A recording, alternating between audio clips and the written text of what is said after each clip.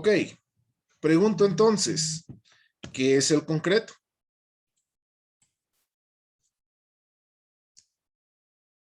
Es la mezcla de agua, cemento, arena, perdón, agregado fino y agregado grueso. Ajá, muy bien. ¿Qué características debería de tener el concreto?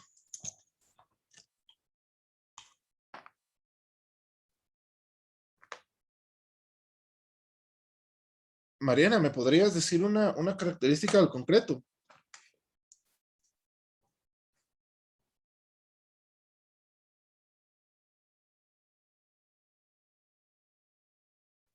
Una característica sería, mm,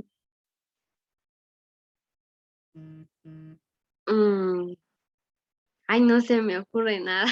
Ok, no hay problema. Katy, ¿me podrías decir una característica? Su durabilidad, resistencia, impermeabilidad.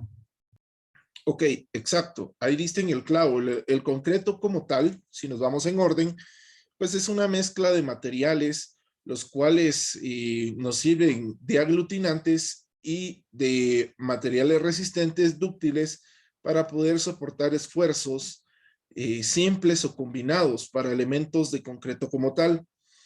También podemos decir en su momento eh, que la principal característica del concreto debe ser la resistencia, porque es el elemento que mayor fuerza o que mayor esfuerzo va a soportar dentro de un elemento de concreto armado o un elemento de concreto simple como tal. Luego de ello, pues tenemos la trabajabilidad cuando se está en estado fluido, la plasticidad y sobre todo la impermeabilidad. El concreto debe ser impermeable siempre que lo utilicemos para un elemento que esté recubierto por algún tipo de acero. Esta tiene que ser una propiedad que puede ser modificada de acuerdo a ciertos aditivos en algún momento o a los materiales con los cuales se está creando el concreto. En sí, el concreto es una mezcla de cemento Portland, es decir, un cemento natural como tal, en sus diferentes presentaciones. También va a ser una mezcla de agregado fino, agregado grueso, aire y agua. Es un material que temporalmente es plástico. Media vez no ha llegado su proceso de endurecimiento. El endurecimiento en el concreto se da por la mezcla del cemento, la arena y el agua. Luego de empezar a tener el proceso de endurecimiento del concreto, pues lógicamente este se convierte en una masa sólida que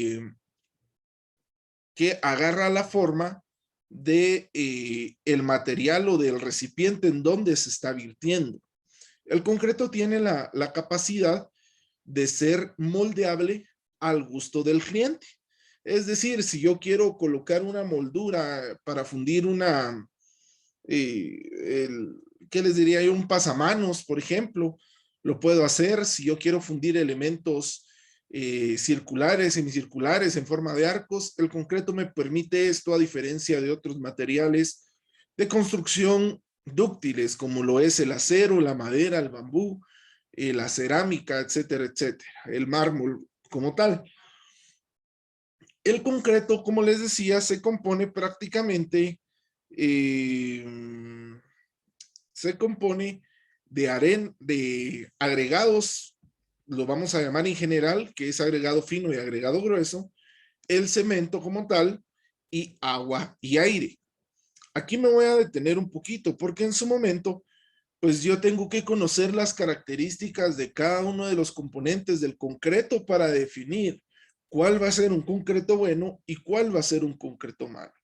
Recuérdense, hay diferentes tipos de concreto, hay concretos plásticos o plastificantes, hay concretos fluidos, hay concretos que no son fluidos, hay concretos con una gran cantidad de aire, pero con alta resistencia, y de la misma manera, pues habrán concretos que necesitan tener un aditivo especial para poder modificar sus propiedades físicas, químicas y mecánicas. Hablamos que un concreto siempre va a tener aire, porque es inevitable cuando un fluido newtoniano se vacía en algún recipiente que las moléculas de aire queden dentro de la mezcla la cual estamos vertiendo, ¿no? El aire usualmente no es bueno para el concreto porque si estamos fundiendo una losa, por ejemplo, y hay burbujas de aire que quedan dentro de nuestra losa, pues eso va a crear ratoneras, va a crear, le va a bajar la resistencia al pedazo de concreto que estamos fundiendo y va a tender a modificar cada una de las propiedades físicas de nuestro concreto como tal. Decimos que el concreto debe tener agua porque es el material que hace la reacción química con el cemento. Recuérdense, en el concreto, en la fabricación del concreto vamos a hablar mucho sobre una relación, la cual se le llama la relación agua-cemento, que es un número muy en específico que nos dice si esta relación agua-cemento es muy alta, si sobrepasa de 0.6, esta relación hace que la capacidad de resistencia de nuestro concreto baje. Si la relación agua-cemento es muy baja, nuestro concreto va a tener una resistencia muy baja también, porque no va a tener agua. Y al no tener agua, significa que la reacción química entre el cemento y el agua no se va a dar. Y aún más, que los agregados que va a tener el concreto van a tender a trabajar cada uno por su lado. Es decir, se van a disgregar. Se va a crear una pasta, cemento y arena por un lado, que va a ser un mortero, y el agregado grueso, que va a ser nuestro piedrín, va a trabajar de otro lado. Usualmente cuando tenemos una relación agua-cemento bastante baja, el concreto como tal suele tener una falla cónica, que en su momento la vamos a ver también. Decimos que la relación agua-cemento es la parte más importante para el diseño de mezclas o el diseño del concreto de una resistencia buena como tal.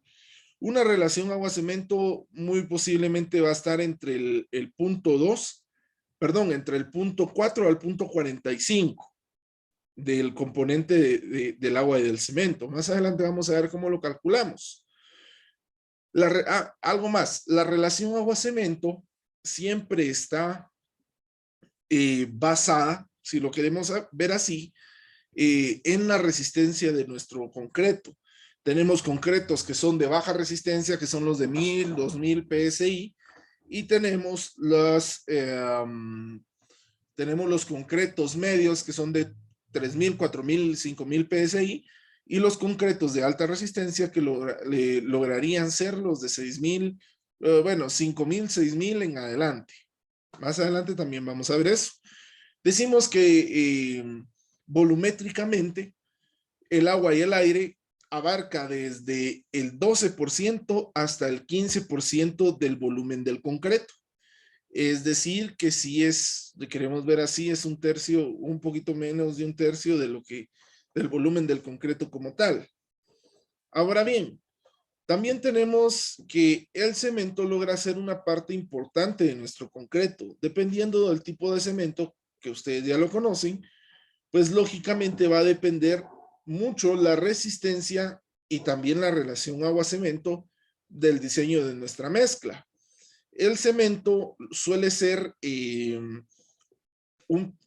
tener un porcentaje volumétrico entre el 6 y el 16%, que lógicamente este peso volumétrico suele medirse mediante ensayos de laboratorio.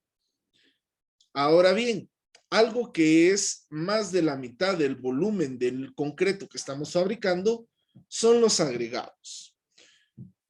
Se ha determinado que de este 70% aproximadamente, del cual tiene un peso volumétrico el agregado, un 40% muchas veces suele ser agregado fino y un 20% o un 30%, perdón, suele ser agregado grueso. Esto depende mucho de las propiedades mecánicas de los agregados como tal. Ya vimos que en los agregados hay de canto rodado o agregados naturales, como agregados que en algún momento son artificiales o son triturados o manufacturados, como ustedes lo quieran ver. También podemos establecer en algún momento que este porcentaje puede variar dependiendo muchas veces de la resistencia de nuestro concreto. A veces agregamos más o le colocamos más agregado grueso, más piedrín a nuestro concreto para que en algún momento podamos subirle la resistencia siempre y cuando sea un agregado grueso que cumpla con las normas estándares de nuestro concreto. Ahora bien, ¿se recuerdan que dentro del examen había una pregunta que decía cuál era la norma técnica guatemalteca de el agua para el uso del concreto? Le voy a preguntar a Alexis, ¿cuál es esa norma?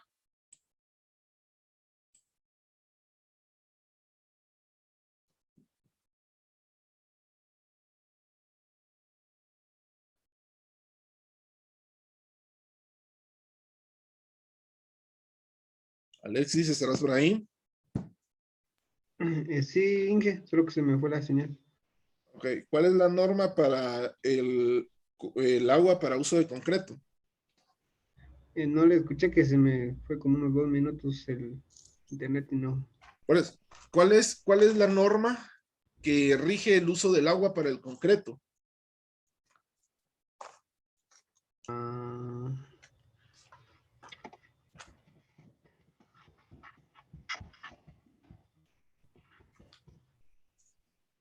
es la 41.073, ¿no?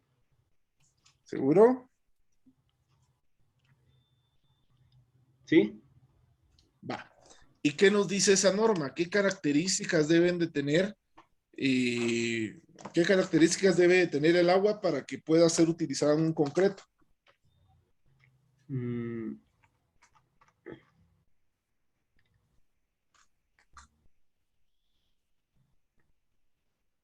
creo que es para los requisitos de composición y desempeño del agua usada en la mezcla del concreto. Va. Ok, sí. Recuérdense, el agua siempre debe ser un agua libre de materia orgánica. Sí, debe ser un agua que puede ser utilizada para el consumo humano como tal. Es decir, si yo puedo beber el agua que le voy a colocar a mi concreto, prácticamente es agua buena, ¿verdad? ¿Será que nosotros podemos beber el agua directamente del grifo, tanto en San Pedro como en San Marcos? ¿Qué dicen ustedes?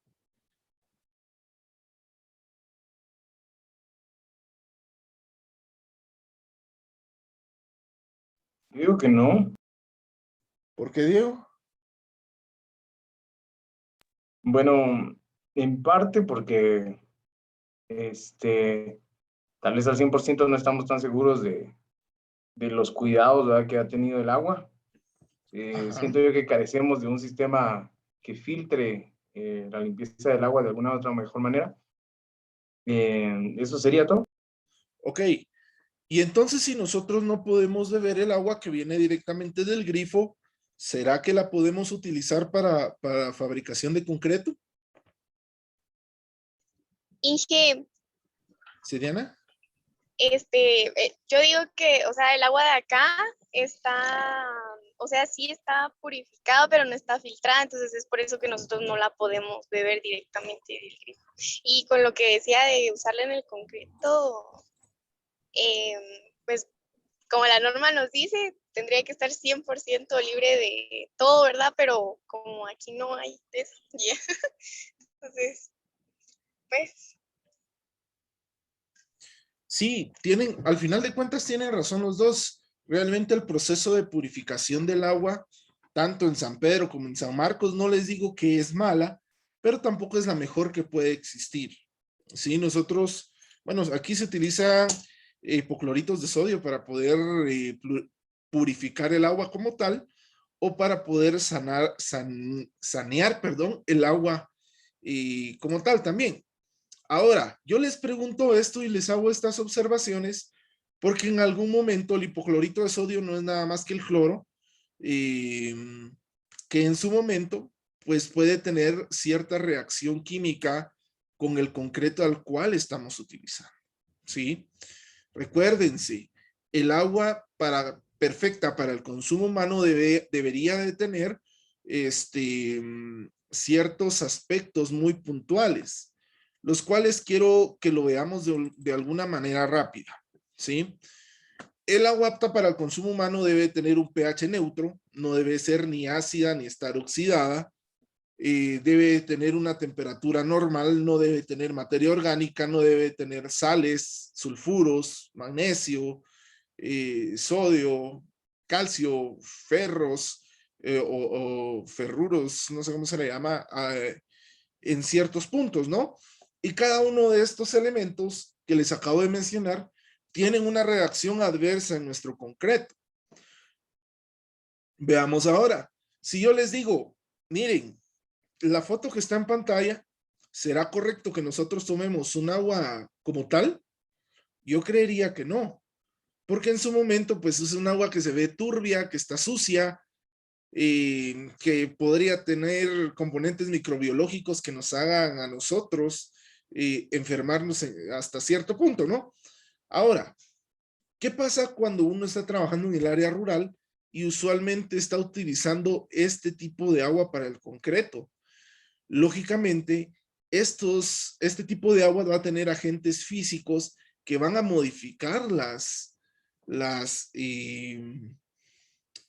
propiedades de nuestro concreto, ¿sí? En fin, vamos a pasar esto. Las características físicas que debe tener el agua apta para consumo humano y que por ende debe tener el agua apta para poder hasta cierto punto utilizarla en el concreto, debe tener varias características. Una de ellas es que el color debe ser transparente. Lógicamente esto no se cumple en un 60-70% de veces. ¿Por qué? Porque ¿qué es lo que hacemos? Estamos fundiendo en un área lejana donde no tenemos agua al instante, pues lógicamente lo que hacemos es llenamos toneles y muchas veces pues se logran contaminar hasta cierto punto con ciertas materias orgánicas. Hay alguien que se va a lavar las manos ahí, eh, o la utilizan, o qué sé yo, le cae lluvia, le cae arena, etcétera, etcétera. Debe ser un agua inolora, es decir, que no expenda un mal olor. Recuérdense, el agua para el concreto, si tiene mal olor, significa que ya tiene agentes microbiológicos en su interior, es decir, el ciclo del agua no se está cumpliendo, por lo tanto ya se empezó a descomponer. Y eso a la larga nos va a afectar en la resistencia del concreto. Si alguien se atreve a probarla, pues debería saber a agua, no debería saber a nada, no debería saber raro, ni a tierra, ni a óxido, mucho menos, ¿no? Y algo que es muy importante es que no tiene que estar turbia, es decir, que no debe ser como un agua como la que vimos aquí que el mister está tomando del vaso, ¿no? Entonces nosotros debemos de tener mucho cuidado al momento de poder venir y tomar en cuenta estos aspectos. Luego de eso, pues tenemos también sus características. Debemos de tomar en cuenta las características químicas. Es decir, tenemos de cuidado en utilizar agua con una gran cantidad de cloro residual. Debemos estar libres de cloruros, debe tener una conductividad neutra, una dureza total, el pH, que es el potencial de hidrógeno, no debe tener sólidos disueltos, sulfatos, aluminio, calcio, zinc, cobre, magnesio, eh, hierro en algún momento tampoco debemos de tener, y la temperatura debe ser estable. Pregunto, ¿a qué temperatura debemos utilizar el agua para el concreto?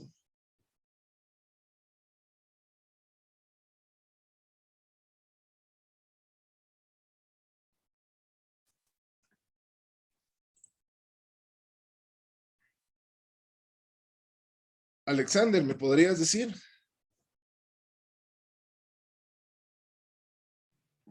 No, hijo, no tengo idea.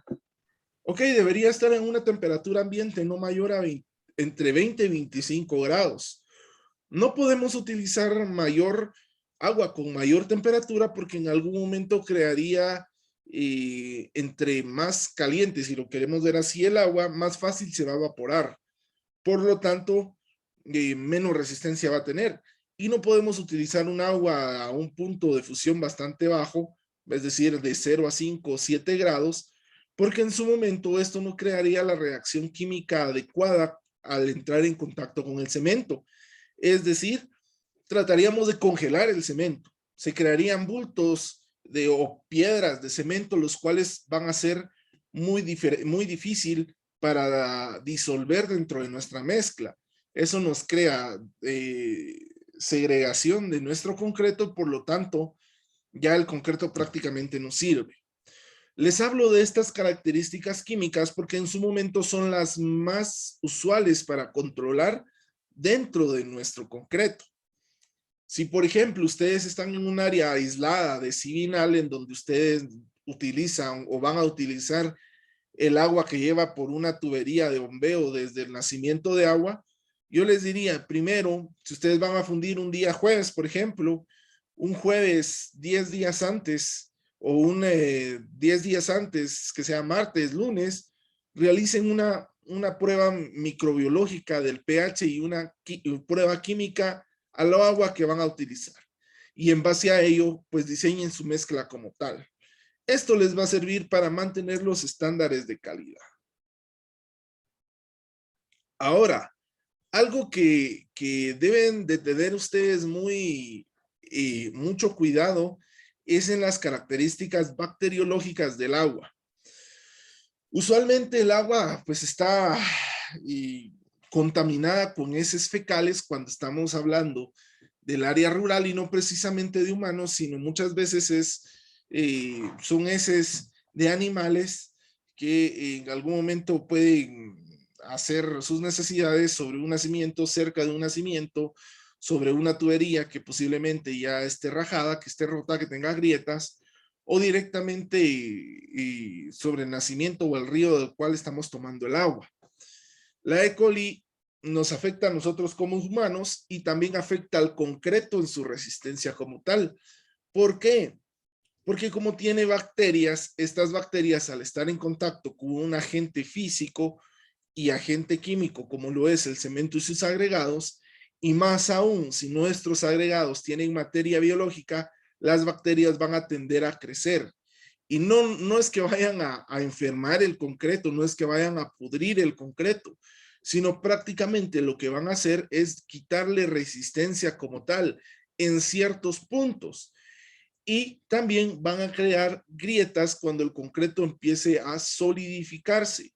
Es decir, en algún punto se van a crear fisuras del concreto que no van a ser fisuras estructurales, pero muchas veces estas fisuras van a crear ciertas grietas en donde se nos puede filtrar el agua hasta cierto punto, ya cuando el concreto haya llegado a su dureza total y a tener un fraguado a los 28 días. Entonces ustedes deben ser cuidadosos también en verificar que las características bacteriológicas de nuestro concreto pues lógicamente no vayan a afectar el concreto como tal, ¿no? Ahora bien, algo que es muy importante y que lo vamos a ver en esta lámina de acá, es el cloro con el cual, pues lógicamente, desinfectan el agua que nosotros consumimos y más aún que nosotros consumimos, el agua que hasta cierto punto viene del grifo. Cualquier tipo de sistema de agua potable usualmente se purifica mediante pastillas de hipoclorito de sodio, es decir, el cloro como tal, ¿no? Si nosotros lo compramos para uso doméstico, pues lógicamente viene en modo o una presentación líquida, pero usualmente para poder verificar su uso, mediante para sistemas de agua potable, pues o se utiliza en polvo o se utiliza en pastillas en 1 o 2 porciones por millón para que en algún momento pues puedan quitar toda bacteria, todo virus o materia orgánica que se encuentre dentro del agua potable. Ojo, el cloro usualmente posee en su componente puro como tal ciertas sales o ciertos sulfuros que para nosotros no logran ser dañinos, pero para el concreto sí. Y más aún cuando es un concreto armado, es decir, que tiene contacto con el acero como tal. Muchas veces, si un 25% de construcciones lo tiene, el hipoclorito de sodio logra corroer, mejor dicho, las varillas del concreto de acero al estar en contacto con el concreto. Lógicamente, esto reduce la resistencia de nuestro concreto y reduce la resistencia del acero. Pero esto no se queda nada más ahí. Bueno, esto lo vamos a saltar un poquito, que son los cloradores y cómo lo estamos viendo. El cloro como tal se coloca en varios sistemas de agua potable para poder sanitizarlo, si lo queremos ver así, entre comillas. Pero también los sistemas de agua potable tienen un punto muy en específico, el cual es el cloro residual, que es ese factor de seguridad que nos dice que aún si el agua está en contacto con algún agente externo que la contamine, este cloro residual va a hacer que en algún momento no sea dañina para el consumo humano. El cloro residual no es más que el remanente, algo que está añadido de más al agua como tal. Es decir, es un poquito de cloro de más. Si lo vemos en la comida, es como cuando la comida está salada, se nos fue un poquito de sal. Con el agua también, se nos va un poquito de cloro para poder sanitizarla en algún punto más adelante de nuestro sistema de agua potable. Pero ¿por qué les digo esto? Bueno, porque en su momento este cloro residual puede hacernos daño a nosotros como seres humanos. Pues no nos hace daño. Pero si estamos utilizando un cemento de baja calidad, los sulfuros y las sales que posee el cloro residual sí le puede hacer daño a nuestro concreto. ¿Qué les recomiendo? Bueno, ustedes pueden utilizar 3 métodos que nos dicen las normas ASTM y las normas técnicas guatemaltecas para verificar si en algún momento pues el agua que estamos utilizando es la adecuada. Una de estas técnicas es poder, antes de fundir una losa, antes de fundir unas columnas o unas vigas, o nuestra cimentación como tal, podrían ustedes fundir cubos de mortero, así como los que vimos en la unidad pasada. Estos cubitos de mortero en algún momento podríamos determinar que fundimos 3 o 4 y los ensayamos a compresión. Si el diseño de mezcla de nuestro mortero fue el adecuado y encontramos, o cuando estallamos los cubitos de mortero, logran tener la resistencia adecuada o un 80% de la resistencia a los cuales fueron diseñados, podemos decir que el agua y el cloro residual no han hecho daño o no harán daño sobre el concreto como tal, ¿sí? Ahora bien, si por ejemplo al ensayar estos morteros y los morteros no alcanzan ni el 50% de nuestro diseño de mezcla, es decir, si los diseñamos a 53 kilogramos y no llegan ni a 25 kilogramos por centímetro cuadrado, quiere decir que el cloro residual y el agua no está haciendo su trabajo bien. Ahora, ¿por qué hablo más del agua que de otras cosas? Porque el cemento, si estamos utilizando un cemento de buena calidad, en su momento no podríamos decir que está defectuoso. La arena, si la estudiamos mediante una granulometría, densidad, peso específico, abrasión y demás, podríamos definir de la misma manera que no tendría nada que ver en la resistencia de nuestro concreto. Entonces, nos quedaría como último agente el agua. Pero bueno, si ustedes no tienen ni el recurso monetario ni el recurso físico y tampoco el tiempo o algún otro agente externo que no puedan ensayar los cubitos de mortero, podrían irse al siguiente paso. Y el siguiente paso, lógicamente, va a ser realizar un análisis físico, químico a nuestra agua como tal. Es decir, mediante una cadena de muestreo, podemos establecer que tomamos una muestra cerca del nacimiento o si no tenemos acceso a él ni al tanque de distribución, pues lógicamente podemos cerca del chorro, si lo queremos ver así, o cerca de la fuente que nos da el agua, poder sacar 2 muestras, las cuales las enviaremos a un laboratorio del Ministerio de Salud, los cuales nos dará los parámetros hacia los cuales, pues en su momento podríamos verificar si sí se cumple o no se cumple con las características que nosotros necesitamos para nuestro concreto. Eso suele ser tedioso, sí suele ser más tedioso que el paso 1, pero suele ser un resultado aún mejor, porque tendríamos ya las características como tal, ¿no? Como que si le hiciéramos un examen de glóbulos blancos y rojos y hematología completa, por ejemplo, al agua, ¿verdad? Que nos da cómo se encuentra físicamente y químicamente el agua. ¿Lleva recursos? Sí lleva recursos. ¿Lleva tiempo? Sí lleva tiempo. Y más aún, si no lo mandamos a un laboratorio que tenga disponibilidad de tiempo para entregar este tipo de resultados, pues nos atrasaríamos en nuestra fundición. Ahora bien, aquí ya tenemos el tercer paso al cual nosotros nos deberíamos de ir para poder establecer las características del agua como tal. Y es que ahí es un ensayo que sí está normado, pero que también es un poquito más empírico. En su momento podríamos decir de probar 3 cosas. O sea, el paso 3 se divide en 3 cosas. Primero, medir el pH de manera artesanal, si lo queremos ver así. Y prácticamente tendríamos que comprar una cajita de estas que no costará más de 120 quetzales, 125 quetzales aproximadamente, en donde en su momento pues tenemos un comparímetro. Este es un comparímetro análogo en el cual nosotros quitamos directamente los tapones, tanto amarillo como rojo, echamos el agua y echamos 2 gotitas de cada uno de los componentes que tenemos a cada uno de los lados de nuestra cajita.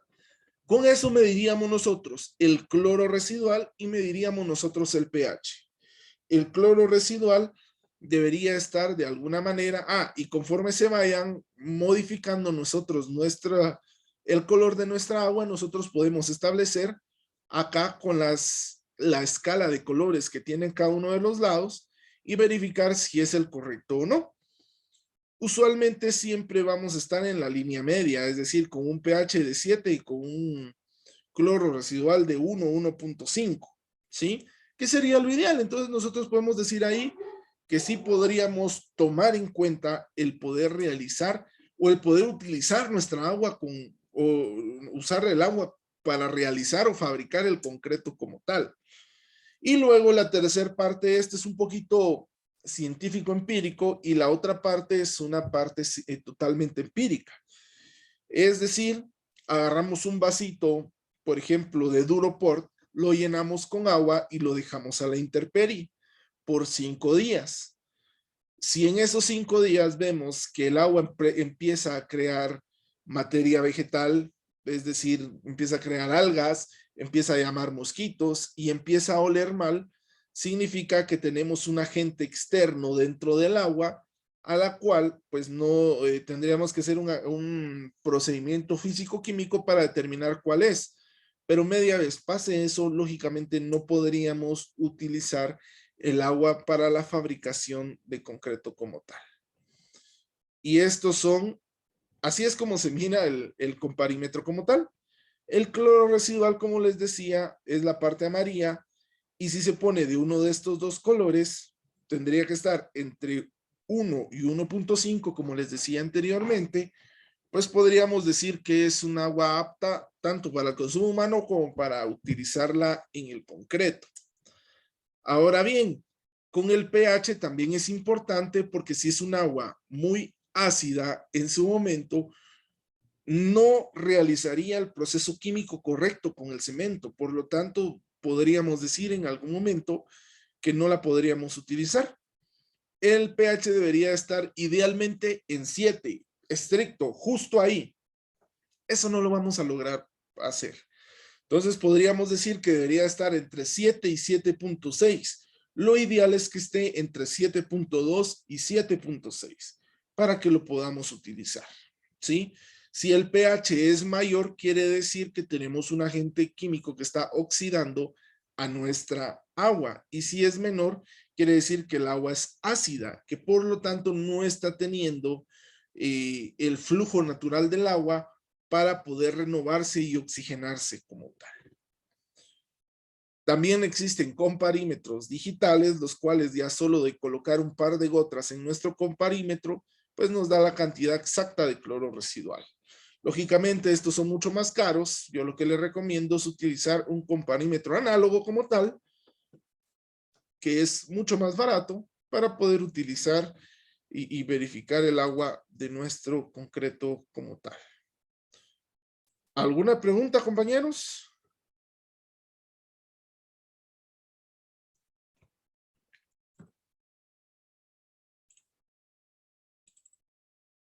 Ok, regresemos entonces a nuestra presentación como tal.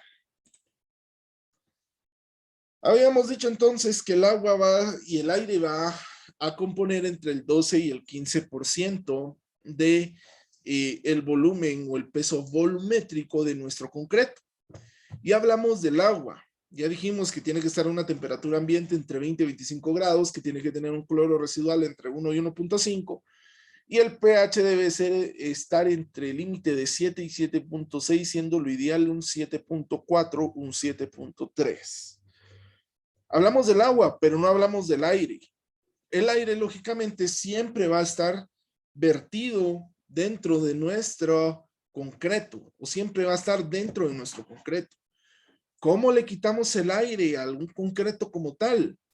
Bueno, el aire se puede quitar de manera artesanal o de manera física, y también lo podemos quitar de manera mecánica, es decir, utilizando un aparato como tal. Cualquier método que utilicemos para verificar o para quitar el aire de nuestro concreto es bueno. Yo cuando empecé a construir, no me daban los recursos, por ejemplo, o no tenía el conocimiento para decir que un vibrador lo tendría que utilizar para fundir una losa. Entonces, ¿qué era lo que yo hacía? Pues ponía un par de albañiles con una varilla de 3/8 a picar todo el concreto como tal, para quitarle el aire o las burbujas de aire que se encontraban dentro del concreto. ¿Por qué es malo tener burbujas de aire dentro del concreto? Primero, como les decía hace un momento, porque crea ratoneras, crea espacios vacíos con cavidades que en algún momento nos harían que nuestro concreto no falle de una manera ideal. Primero. Y segundo, porque al ser un peso volumétrico del 15%, quiere decir que el concreto se expandiría y entonces, quedarían muchos espacios vacíos, ¿sí?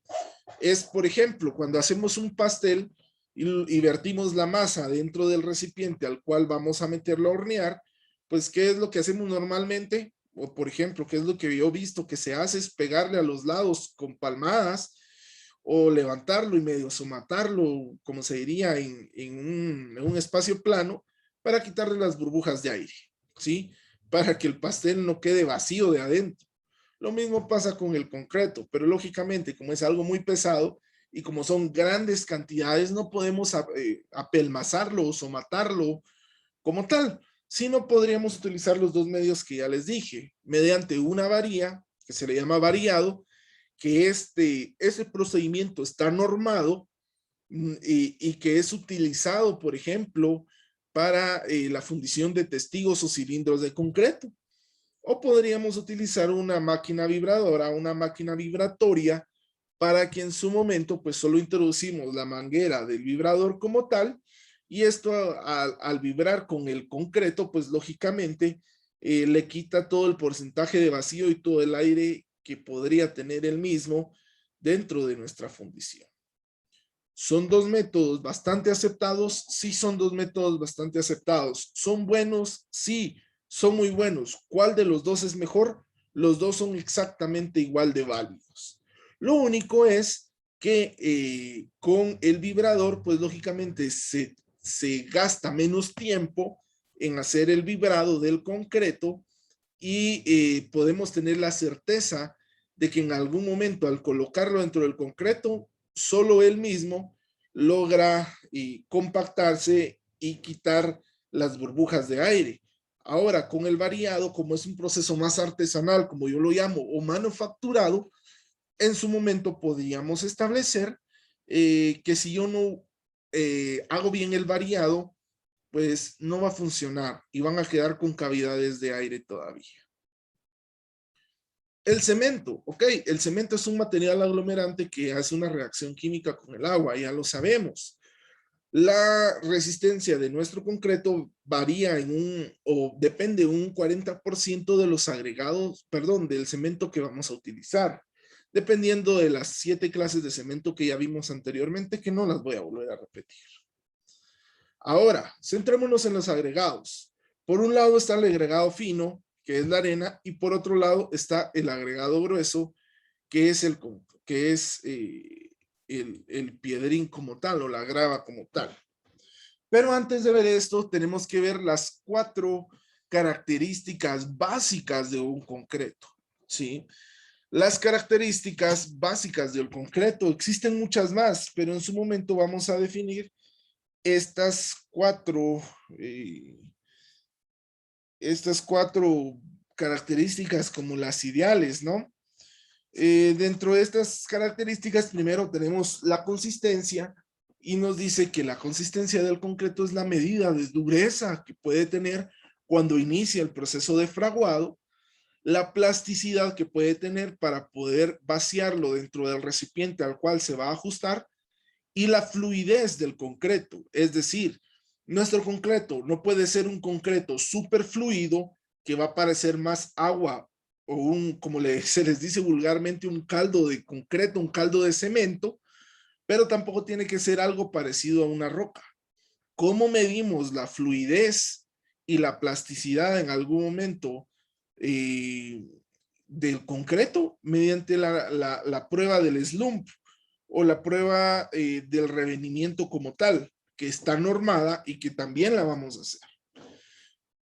La siguiente característica es la trabajabilidad, que es la facilidad de colocación, consolidación y moldeado de una mezcla de concreto fresco.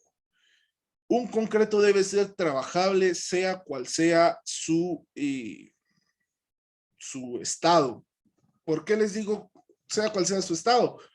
Porque lo platicábamos la unidad pasada. Si yo tengo que fundir una losa inclinada a 30 grados, por decirles algo, no puedo trabajar con un concreto con la misma plasticidad y fluidez como que si fuera para un cimiento corrido, por decirles algo.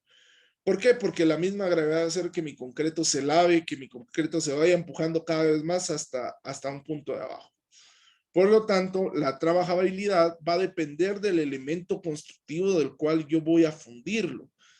Y entre menos trabajable sea un concreto, muy posiblemente le va a hacer falta agua para llegar a su resistencia nominal y para poder tener una capacidad de colocación y moldeado bastante buena. Sin embargo, ahí es donde entran los aditivos. Yo puedo tener un concreto, por ejemplo, que sea autocompactable, o un concreto que no necesite mucha agua, que tenga un acelerante de fraguado y que pueda fraguar a los 7 días, que no necesite mayor cuidado. Luego, la otra característica es la hidratación. La hidratación la definimos como una serie de reacciones químicas del cemento en contacto con el agua. Ojo, cualquier concreto necesita una buena hidratación, ¿sí? Una cantidad de agua exacta más menos 10% como un factor de seguridad, tanto por la trabajabilidad como por la plasticidad y fluidez. Y al contrario de la hidratación tenemos la exudación, que es el porcentaje de agua que sale a la superficie del concreto, luego de la colocación y del acabado final. Muy bien, veamos. Cualquier concreto siempre va a sudar, es decir, cualquier concreto siempre va a sacar ciertas burbujas de agua hacia arriba, hacia la parte más puesta al exterior, a la intemperie. Es normal. La exudación muchas veces la tenemos que controlar mediante un antisol, mediante una película de agua que le podamos colocar sobre el concreto para que éste pueda tener una buena capacidad de hidratación, ¿no? El 80% de las filtraciones que se dan en una losa muchas veces es por la exudación que se pueda dar. Es decir, la mayoría de veces cuando nosotros no hidratamos bien a una losa en su proceso de fraguado, esta logra crear ciertas grietas que en su momento podríamos decir que son las que van a filtrar el agua como tal. Yo les tengo una experiencia muy mala de mi parte como tal, ¿sí? Hace unos 5 o 6 años estaba fundiendo una losa aquí en el área central de San Marcos. Lastimosamente, yo no sabía que el día que yo iba a fundir, no sé si era miércoles o jueves, pues se iba el agua en el sector en donde yo estaba fundiendo. Resulta que el agua me alcanzó para poder fundir el concreto, más no para colocarle la película de agua que se le coloca al concreto sobre D. Resulta que esos 3 días posteriores a la fundición no hubo agua. Yo dije, bueno, coloquémosle a los 2 días una película de agua y nos va a aguantar para los otros, o al día una película de agua y los otros 2 días nos va a aguantar esto hasta que venga el agua. Resulta que no. El concreto estaba hidratándose tanto que en su momento, pues el agua me duraba alrededor de 6-7 horas, o la película de agua me duraba 6-7 horas sobre mi losa de concreto. Al no hidratarla bien, fue una losa catastrófica. Era una construcción de 2 niveles, pero por tema monetario los propietarios solo hicieron un nivel. Resulta que después de que se inauguró la casita, se entregó y todo el rollo, a los 3 meses me llamaron los señores que me contrataron y me dijeron que toda la losa tenía filtración de agua. ¿Por qué se los comento? Porque en algún momento yo no preveí ese punto muy en específico de que se iba el agua, ¿sí? Y la exudación e hidratación de mi concreto fue muy mala. ¿Qué causó eso? Pues la filtración de agua dentro de la losa. ¿Qué se tuvo que hacer después? Lógicamente se le tuvo que colocar algún tipo de aditivo para sellar esas juntas y también pues le colocamos, se me fue el nombre de este aditivo, pero un impermeabilizante para que en su momento no siguiera filtrando el agua hacia la parte de abajo. Entonces nosotros tenemos que tener mucho cuidado con eso. Y esas grietas que usualmente en donde se filtra el agua, a lo largo del tiempo, pues nos oxidan el acero, nos llegan a crear ciertos hongos en el concreto y en alguna manera le quita resistencia como tal al concreto. Se logran ver un poquito más deformadas las losas y podemos tener ya grietas estructurales a lo largo del tiempo. Pero ahora sí, pasémonos al tema de los agregados como tal. Y la definición nos dice que se define como agregados a los materiales pétreos que no reaccionan con otro material. ¿Por qué estos no reaccionan con otro material? Porque en su momento, al ser agregados pétreos, es decir, agregados naturales o agregados de composición orgánica natural, podemos decir que no debería de tener ningún problema físico o químico al reaccionar con un aditivo o con el cemento como tal. Los agregados ocupan del 60 al 75% del volumen total del concreto. Los agregados en conjunto como tal, tanto agregado fino como agregado grueso. Ahora veamos cómo clasifico un agregado fino y un agregado grueso como tal. Bueno, tenemos ¿qué les diría? Tendríamos dos puntos de partida para ello, y es que el agregado fino se constituye o lo constituyen materiales de partículas bastante pequeñas. Muchas veces estas partículas suelen ser diminutas a comparación de algún otro material. Normalmente al agregado fino le vamos a llamar arena. En nuestro medio se le conoce más como arena. Sin embargo, pues nosotros lógicamente le vamos a llamar agregado fino, ¿sí? El agregado fino lo clasificamos para lo que pasa del tamiz número 4, ¿sí? Bueno, me dirán ustedes, Inge, ¿pero qué es un tamiz?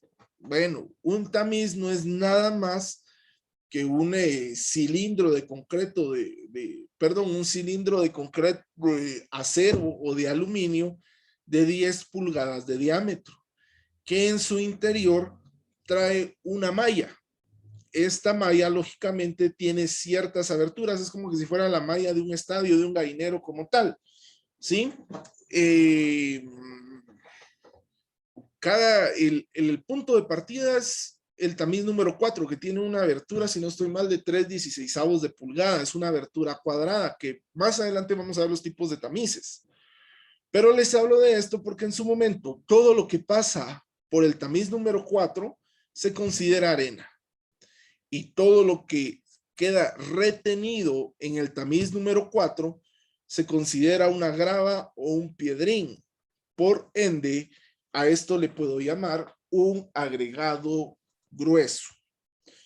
Lógicamente, para poder graduar bien a los agregados finos o a los agregados gruesos como tal, deberíamos de utilizar ciertos instrumentos de laboratorio, los cuales podemos definir que en su momento podríamos establecer hasta cierto punto qué características son buenas o malas, o qué tamaño de agregado fino tenemos, o qué tamaño de agregado grueso tenemos como tal, ¿no?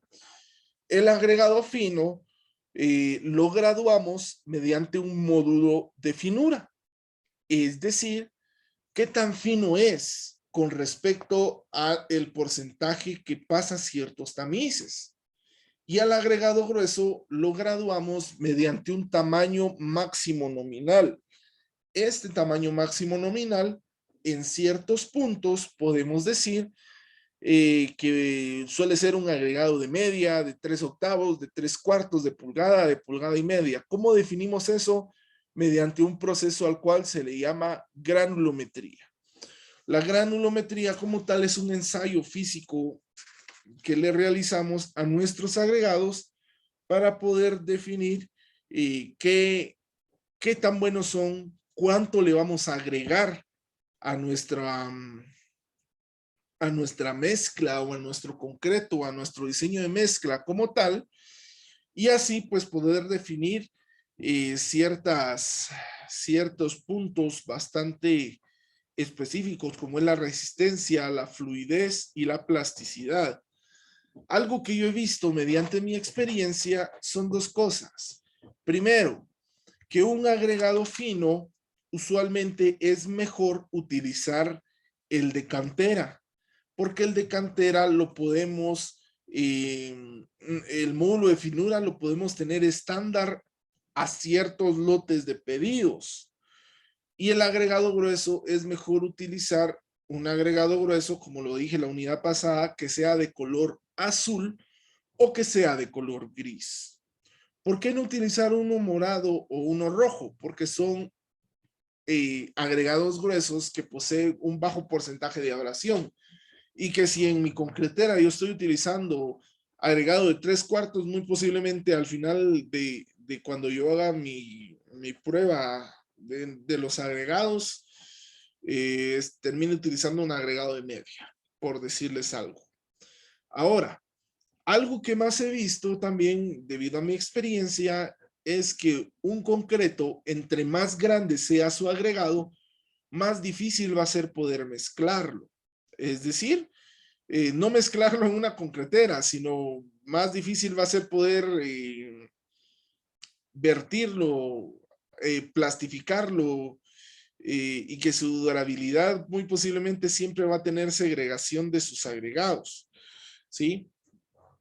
Yo usualmente para los diseños de mezcla que hago con agregado grueso que viene de cantera, que viene bien graduado, utilizo siempre de media y 3/8. ¿Para qué? Para que en algún momento el de media me pueda servir para darle resistencia a mi mezcla y el agregado de 3/8 me sirva para llenar el porcentaje de vacíos que puede dejar utilizar un piedrín con alto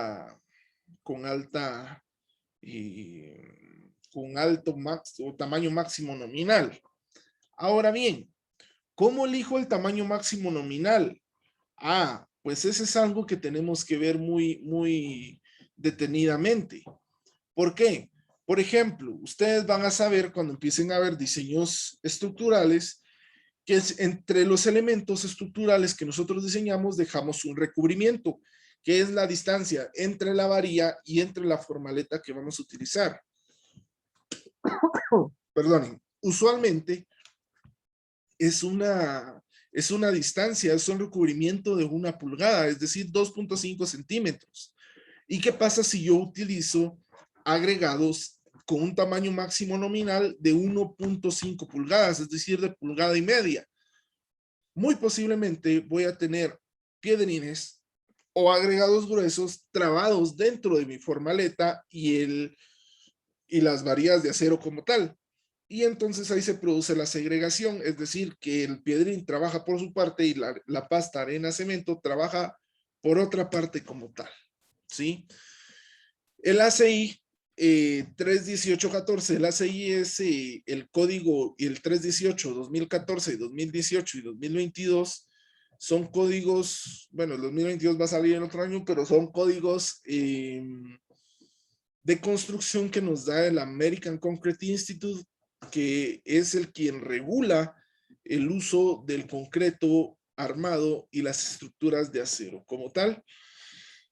El ACI 318 nos dice en su momento que nosotros debemos tomar en cuenta el tamaño del recubrimiento que vamos a dejar para escoger el tamaño máximo nominal, y que el tamaño máximo nominal de nuestro agregado debe ser siempre menor a el recubrimiento, primero. Y segundo, que el tamaño máximo nominal, por ejemplo, si tenemos un recubrimiento de 1 pulgada, el tamaño máximo nominal debería ser de 3/4, ¿sí? Si tenemos 3/4 de pulgada, el tamaño máximo nominal debería ser de media. ¿Qué quiero decir con esto? Que se va a reducir el tamaño 1/4 de pulgada cada vez sobre el recubrimiento que tenemos. Si tenemos un recubrimiento de media pulgada, lógicamente de 3/8 debería ser el tamaño máximo nominal de nuestro agregado grueso. ¿Cómo determinamos ese agregado o ese tamaño máximo nominal? Mediante los ensayos de laboratorio. Y estos que ven en pantalla son los ensayos de laboratorio básicos que se le debería de realizar a cualquier agregado como tal. Ojo, no estamos hablando de ensayos de laboratorio del concreto, porque esos son muy aparte y esos nos dicen o nos dan otro tipo de características. Estas características de los agregados nosotros deberíamos de tomarlas en cuenta para dos situaciones. Primero, para el diseño de mezcla, y segundo, para saber si la cantera que estamos utilizando cumple con los requisitos estándares que yo pido dentro de mi concreto como tal. Muchas veces hablamos del concreto como que si fuera solo el decir una proporción 1, 2, 3, una proporción, ¿qué les diría? 3, 4, 1, 3, 4, 1, 3, 2, etcétera, etcétera. Y en base a eso poder establecer la resistencia y la cantidad de agregados que vamos a utilizar. Pero eso es totalmente inválido. La cantidad de agregados que vamos a utilizar nos los va a dar, primero, la resistencia y segundo, nos lo va a dar las características de nuestros agregados. La característica principal es la granulometría, que en el agregado fino nos da el módulo de finura, que mañana lo vamos a ver, y en el agregado grueso nos da el tamaño máximo nominal. La densidad relativa como tal nos da hasta cierto punto la densidad que va a tener nuestro agregado como tal y qué tanto va a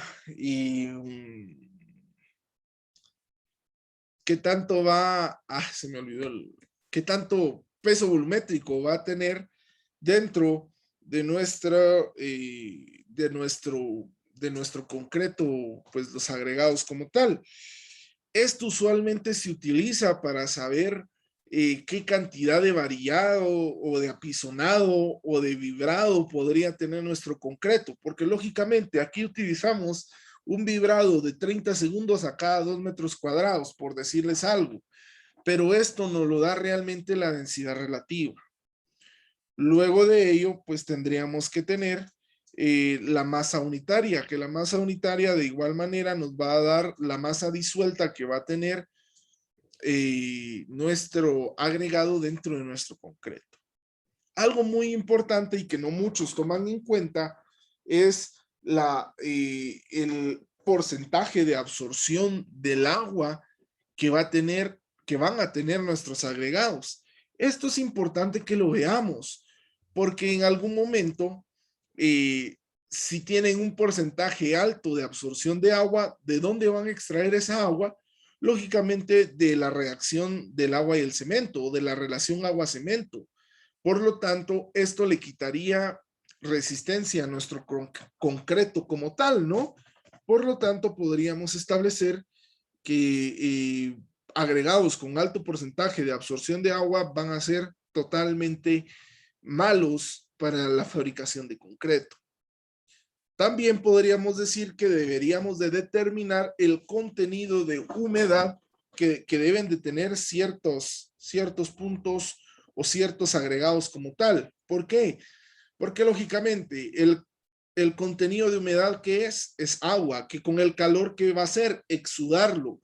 Quiere decir que si en algún momento tengo un porcentaje alto del contenido de humedad, pues lo que tendría que hacer, ¿qué sería? ¿O qué es lo que va a pasar? Lógicamente, cuando lo exude, el cemento lo va a absorber y va a bajar la resistencia de nuestro concreto como tal.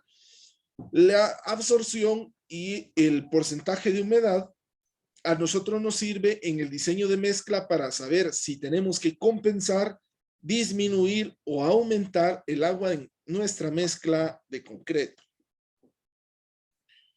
No todos hacen el contenido de materia orgánica, pero es muy importante. ¿Y por qué les digo que no lo hacen? Porque en algún momento el contenido de materia orgánica podemos definir que en su momento pues podemos quitarnos ese peso al lavar la arena, al lavar el piedrín o al saber que vamos a tener un agregado fino o un agregado grueso que sea de cantera. Es decir, que esto esté totalmente controlado, ¿sí? Sin embargo, si yo traigo mis agregados de una cantera natural, pues yo también podría decir que debería de ensayar mediante la norma ASTM C40 la cantidad de materia orgánica para evitar sorpresas en la resistencia de mi concreto. También debemos de controlar la estabilidad de sulfatos de sodio y magnesio. Muy importante porque al tener contacto con hipoclorito de sodio en grandes cantidades, el sulfato de sodio y el magnesio logran hacer una reacción química que quita cierta adherencia del cemento hacia los agregados como tal, tanto a nuestro agregado grueso como a alguna varilla de acero. Y algo que nadie lo hace, y estoy 100% seguro que esto ni importancia le ponen, es la resistencia al desgaste, es decir, la abrasión como tal, lo que les vengo mencionando desde hace mucho. Tenemos dos normas que lo regulan, la ASTM C131 y la ASTM C535. La resistencia al desgaste o la abrasión suele ensayarse únicamente para el agregado grueso. Nos da la cantidad o nos da un porcentaje, un número como tal de cantidad de agregado grueso que soporta un desgaste, que soporta estar siendo triturado sin quebrarse como tal. Nos da una resistencia máxima y en base a eso podemos determinar también mediante el método del ACI, podríamos determinar la cantidad de agregado que podríamos echarle a nuestra mezcla como tal. Recordemos, en su momento, si yo estoy diseñando mediante un agregado grueso de tamaño máximo nominal de 3/4, perdón, de media, y al final cuando sale de la concretera el concreto, valga la redundancia, y sale con un tamaño máximo nominal de 3/4, muy posiblemente me va a hacer falta un poquito más de cemento para poder compensar esta situación de la abrasión y poder llegar a una resistencia adecuada. Ahora bien, si en su momento yo tengo un agregado que es buena, tiene un buen porcentaje de abrasión, que no se rompe, que no se quiebra, pues eso me va a hacer también hasta cierto punto ahorrar cierta cantidad de cemento para no establecer en algún momento problemas como tal. Cada una de estas normas tiene su equivalente en una norma técnica guatemalteca. Entonces, por favor, copien estas normas y para la próxima semana van a realizar una investigación sobre estas normas en su equivalente guatemalteco. ¿Sí? Por favor. El próximo lunes lo voy a recibir en el aula virtual antes de las 6 de la tarde. ¿Alguna duda, compañeros, con la clase del día de hoy?